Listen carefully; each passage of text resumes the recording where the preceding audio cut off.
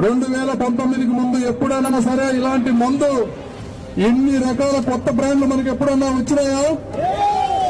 పేరు చదువుతా, Andhra prime, young star, super star, రాజధాని ఎక్స్ప్రెస్ అంటే ఇక బూమ్ బూమ్ అంటే మీ అందరికీ తెలిసిందే.